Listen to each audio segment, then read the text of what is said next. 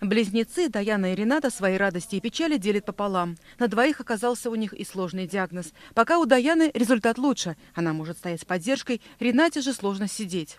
Что вы любите? Какой предмет ты любишь больше всего, скажи? Математика.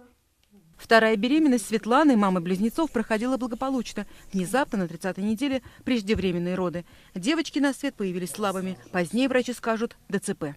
Пока мы сейчас им помогаем еще, но они ведь растут, а мы тоже стареем, время идет, и наша задача, чтобы они к жизни были готовы. Мы обращаемся ко всем людям с просьбой помочь детям. Нам необходимо по 150 тысяч для каждого ребенка для лечения в реабилитационном центре. Благодаря вам, нашим зрителям, мы уже собрали более 100 тысяч рублей для маленького бугульминца Артура Саврандеева и почти 100 тысяч рублей для Гузель Гильмудиновой из Казани. Давай, Гузельчика, ножками подходим, немножко погуляем. Хорошо? Сегодня у родителей только слова благодарности всем тем, кто не прошел мимо, не переключил телеканал и перечислил такие нужные средства. Мы благодарим всех вас за ваши добрые сердца, за вашу помощь, за поддержку.